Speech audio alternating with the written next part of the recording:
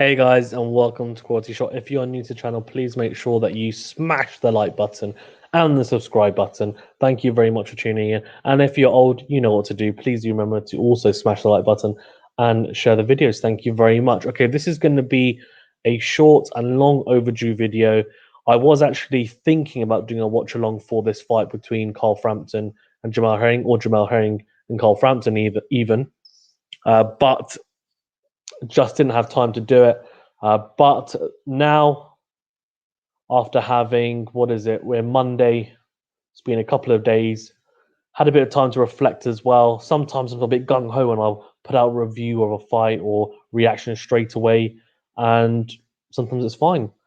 But I think it with this one, considering what's happened after, and the aftermath in Carl Frampton retiring, etc. I think it was only right to take a bit of time to really think about what happened as well. Before we get into this, Carl Frampton was aiming to become a three-weight world champion. And clearly, as you can see from the banner below, and you'll know, was unsuccessful in that quest. Now, going into the fight, I actually thought he might do it. Jamel Herring, I'm going to be completely honest with you, I didn't know a huge amount about. I knew he was tall, I knew he was rangy, I knew he was a good fighter. I just didn't know how good a fighter he was, and I thought if Carl Frampton can be sharp enough, right, going into this fight, maybe he'll have too much pedigree. But it just wasn't to be, and he looked sluggish on the night. I think the weight, it was too... I mean, moving up the weights, and I know you might say, oh, it's only a few pounds, but from featherweight to super featherweight, he just looked tiny. He really looked tiny. And Jamel Herring looked absolutely huge. We know Jamel Herring is huge for the weight. There were question marks around whether Jamel Herring would be able to make the weight because he notoriously does struggle, though he has always made it. And Carl Frampton I didn't look fleshy, but he just didn't look his ripped, light self. He looked a bit plodding. It didn't look like the Carl Frampton that I think a lot of people have been accustomed to seeing over the years. And yeah, it was a shame. It was a shame, especially to go out the way he did. So to very briefly go into the fight, because I think it can be summed up pretty quickly. I mean, the first few rounds, really, Jamel Herring was just picking off Carl Frampton, picking him off with a jab, and so he's a southpaw. So if anyone doesn't know, and picking off with the left hand, so the backhand, and also a couple of short left hooks as well, just picking off Carl Frampton really, and he couldn't quite get his way into the inside. And when he did, Jamel Herring just tied him up. I think it was the fifth round, he dropped him with a counter left, and it was one of those ones where Carl Frampton's gone in to throw, and as he's gone in to throw, Jamel Herring has thrown this straight left hand, and it's just put Carl Frampton on his arse, basically.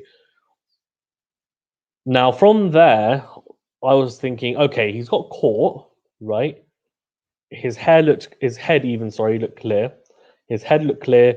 I just thought, he'll be fine. He'll be fine. Let's just see whether he can make the adjustment, come again. It wasn't a case of he looked really hurt. He was off balance and got caught, and that happened. It was one of those knockdowns rather than one where you get really cleaned up, right, and you're on the canvas and you're struggling to get up. He got up okay, he looked fine. Now, the second one, that was bad. And this time, he didn't get up, or he did get up, but the corner threw in the towel. It was just a shame. It was in the sixth round as well. Jamel Herring was so gracious after, by the way. I mean, what a champion. There's some people that, when they win against a big name like this, they will just go berserk. It's just me, self-glorification. But this wasn't it at all. Carl Frampton and Jamel Herring, they made good after, and Jamel Herring just, I don't know, it was just very, very impressive. Sorry, excuse me. And yeah, it was the left uppercut that did it in the sixth round and sent Frampton onto the canvas. And actually, Frampton got back up. And when Frampton got back up, that's when a flurry of shots came in, and that was it. Little defense from Frampton, and Frampton's corner threw the towel in. He did say, to be fair, that he'd retire after if he lost. That's exactly what he did. I think you could tell maybe he had one foot out the door. It was just one last chance to make it. And I think even if he'd won that, I think he would have retired. I really think he would have. But yeah, Herring. I mean, he was so gracious. He said, "Look, the last fight I wasn't particularly good. I think a lot of people said he might have even lost his previous fight. So people doubted me, but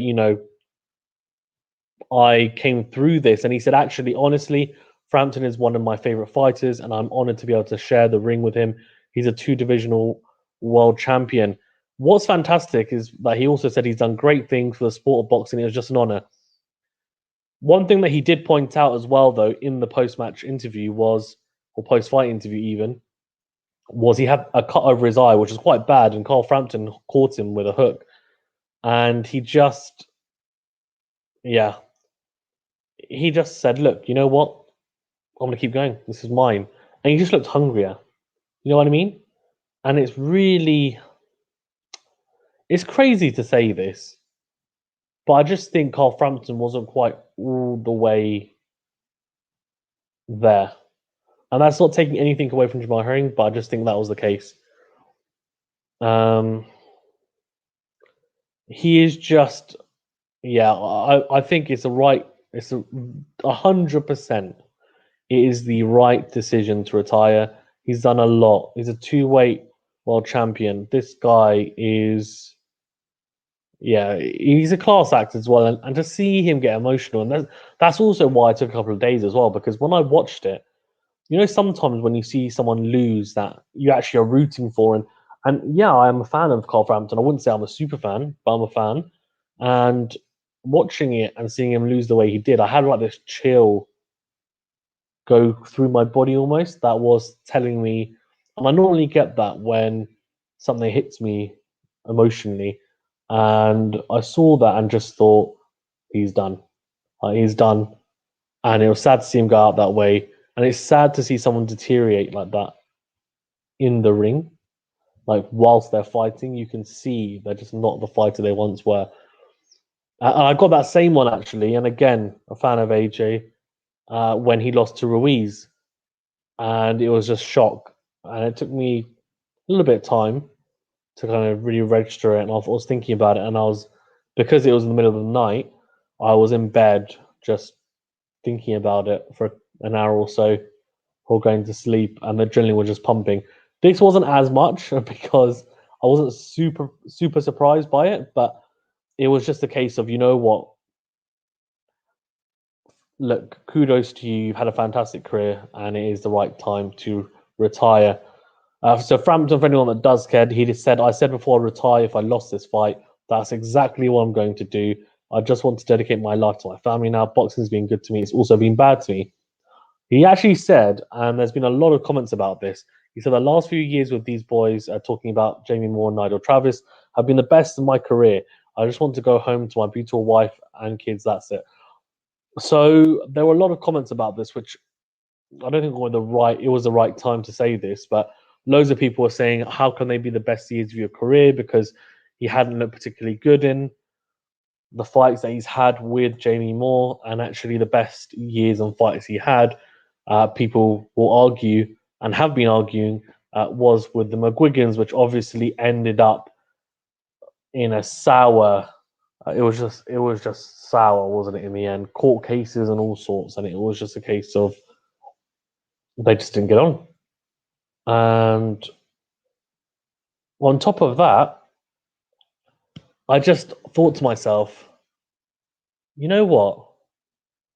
This is just crazy. Like, it's just crazy that people are coming out being negative in that manner, right? Because he's done a lot for the sport and he has never ducked anyone from what I know. It's just not the right time to do it, is it?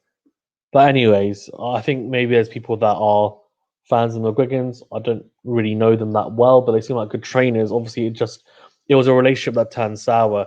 But yeah, right. Just to briefly then, I'll probably do more in depth, potentially a video on this. Carl Frampton. Let's talk about how good his career has been. Beating Kiko Martinez in front of 18,000 people in 2014. I mean, what a fight that was, and he beat someone on that day that was so dangerous, so dangerous, and it's funny because he had beaten him before, and he repeated the feat with a stylish points win to claim his IBF Super Bantamweight title, which is super impressive, I'll have to say. And let's have a look actually, because yeah, he'd fought him before, and then he actually fought twice in between that. Then he also fought Kiko Martinez once again. He actually knocked him out the first time, but he's dangerous, Kiko Martinez. So beat him again on points this time. Then he fought, which was a very, very. I mean, this was an affair of bad blood between himself and Scott Quigg for the WBA and IBF Super Bantamweight titles. So it was a unification bout, and I mean, he came through that. And Scott Quigg, it was underrated. He's underrated because he looked bad against John O'Carroll in that fight. But if you look at him in his prime, he was a solid fighter. So that's a good win as well. And then he went on to face a fighter now who we know how good he is, Leo Santa Cruz, who at the time was unbeaten, 32-0 with one draw, beat him by majority decision in Brooklyn. Unbelievable fight as well to win the WBA Super World Featherweight title, so to become a two-weight world champion. And then he also then lost the rematch though by majority decision. So two close fights. Then he fought an incredible fighter in Anita Dinair, who people might say, well, hold on, he's not the Anita Dinair of old. He fought him in 2018, but then did you guys see what Anita Dinair did with Inoue? Right? Like, that's what I'm saying. People need to remember this dude is still a very, very good fighter. Beat him by unanimous decision to win the vacant WBO interim world featherweight title, and then actually went on to win the WBO. Sorry, no, he defended that title, so that's not another world title. He did challenge for another title at featherweight against Josh Warrington, as we all know, in that unbelievable fight, and then had a couple of fights against Tyler McCreary and Darren Trainer, where he looked okay, and fought Jamel Herring recently. In the fight we just discussed, I mean, fantastic career, very, very good fighter, and yeah, hope he is happy in retirement. Good to see him get some time with his kids, and I'm sure he will be reveling in retirement and enjoying it. He does fantastic commentary, by the way, and punditry, so I'm looking forward to seeing him on that front because he is really good, and I'm really impressed by what he does. Okay, thank you very much, everyone.